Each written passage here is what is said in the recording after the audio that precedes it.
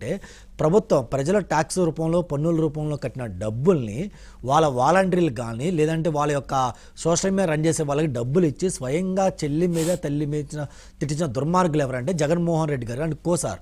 ఆఖరికి భార్గవ రెడ్డి ఏ వంతులు మాట్లాడి చూసాడు. నిన్న కాక మొన్న పార్టీ నుంచి బయటకు వచ్చిన విజయసాయి రెడ్డి కూడా ఇంతకుముందు మా శరీరమ్మ కట్టుకున్న శారీ మీద కూడా ఎంత చండాకాలంగా ఎంత జుబుత్సాకరంగా మాట్లాడా మనం చూసాం సార్.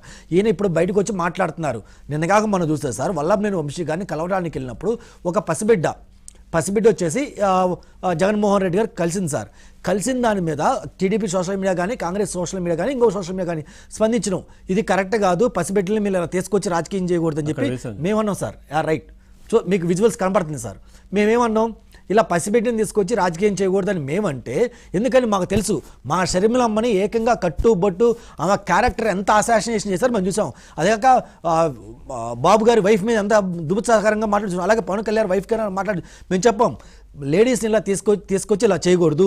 ఇప్పుడు పసిబిడ్డని తీసుకొచ్చి మీరు రాజకీయం చేస్తున్నావు, పెద్ద అయిన తర్వాత ఆ పిల్లకి ఇది చూసిన తర్వాత ఆ పిల్లల్ని ఏమంటారు, ఎంత ట్రోల్ చేస్తారు, అది కరెక్ట్ కాదు అని చెప్పి మేము ఎంతో స్పందించాం సార్. స్పందించడానికి వైసీపీ సోషల్ మీడియా ఉంటుంది, ఒక పసిబిడ్డని తీసుకొచ్చి ఈ వంతుని మీరు రాజకీయం చేస్తారా, ఇది కరెక్ట్ కాదు కదా, పసిబిడ్డ మీద ఇలా పోస్టులు పెట్టకూడదా అని వాళ్ళు మాట్లాడుతున్నారు సార్. నాకు ఈ వ్యవహారం మొత్తం చూస్తుంటే నాకు ఒక సామెత గుర్తొచ్చింది సార్.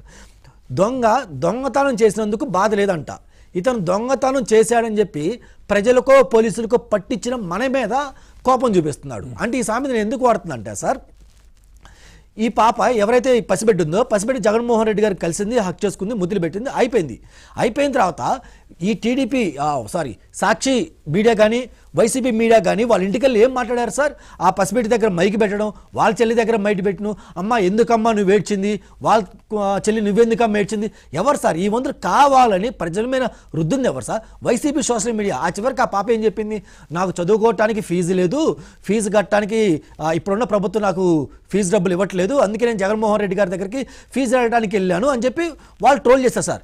చేసింది తప్పు, ఆ పసిబిడ్డ చెత్త తప్పుడు ఆన్సర్ చెప్పించి వాళ్ళు నవ్వులు పాలైంది కాకుండా ఈరోజు మేము అది ట్రోల్ చేసామని చెప్పి మామేం పట్టు ఎంత దూరం సార్, వీళ్ళు తప్పు చేయకుండా ఉండాలి కదా సార్. నిజంగా ఆ పసిబిడ్డ గినక ఫీజు కోసం కట్టాలి సరే, social media YCP social media ఏం చెప్తుంది, నిజంగా ఆ పసిబిడ్డ కానీ ఆ యొక్క వాళ్ళ నాన్న కానీ ఏం చెప్తున్నారు, మా దగ్గర డబ్బులు లేవు, మేము స్కూల్ ఫీజు కట్టలేకపోతున్నాం, అందుకే జగన్మోహన్ రెడ్డి గారికి అర్జీ పెట్టుకోవడానికి వెళ్ళమని చెప్పినారు సార్. ఇది రెండు కోణాల్లో మనం పురుగేద్దాం సార్. సరే, వాళ్ళు నిజంగా వాళ్ళ దగ్గర ఫీజు కట్టడానికి లేదు, మా మీడియా కానీ లేదంటే టీడీపీ మీడియా కానీ జనసేన మీడియా కానీ మేమే తప్పుగా ట్రోల్ చేసినాం, కాసేపు అనుకుందాం సార్.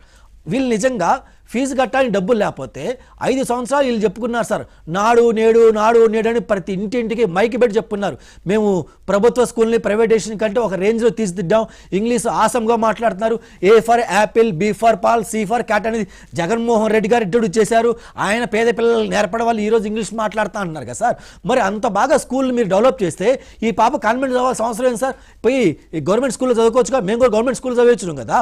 మరి వీళ్ళు అంతకంటే డెవలప్ చేశారన్నప్పుడు ఈ పాప గవర్నమెంట్ స్కూల్లో చదివచ్చు కదా, ఎందుకు చదివించలేకపోయారు? ఎందుకంటే ఆ రోజు జగన్మోహన్ రెడ్డి గారు చేసిన ప్రచారం బోగస్ అని చెప్పి వీళ్ళ నాయకులే బయట పెట్టారు. ఇది point number 1 sir. Point number 2, సరే ఈయనేమంటారు రేపు పోతున్నా పేద పిల్లలు ప్రభుత్వ స్కూల్లో కాకుండా ప్రైవేట్ స్కూల్లో చదువుకోకూడదని చదువుకోవచ్చు, మేమే కాదనలా, కానీ ఆ స్కూల్ ఫీజు అని సార్ రవీంద్ర భారతి స్కూల్ అంట వాళ్ళే ఒప్పుకున్నారు. సో ఒక్కొక్క స్కూల్లో అట్లేదని ₹1,00,000 ఉంటుంది, మరి ఇద్దరు పిల్లలకి కలిపి ఎంత సార్ 2 లక్షలు ఉంటుంది. అంటే 2 లక్షలు కట్టేవాళ్ళు పేదవాళ్ళ, 2 లక్షలు కట్టేవాళ్ళు పేదవాళ్ళ. Point number 1. పాయింట్ నెంబర్ 2, సరే నువ్వు అంత పెద్ద స్కూల్లో చదువుకుందాం అనుకున్నప్పుడు మేము కాదన్నాం, పేదలే పెద్ద మంచి స్కూల్ చదువుకోవాలి మేము ఒప్పుకుంటాం. మరి నీ దగ్గర డబ్బులు లేకపోయినప్పుడు నీకు ఒక తోక ఉందిగా, రెడ్డి అనే తోక ఉందిగా, నువ్వేం చేయాలి, నువ్వు డైరెక్ట్గా పసిబిడ్డని వీళ్ళ మేనమామని తీసుకెళ్లారు సార్.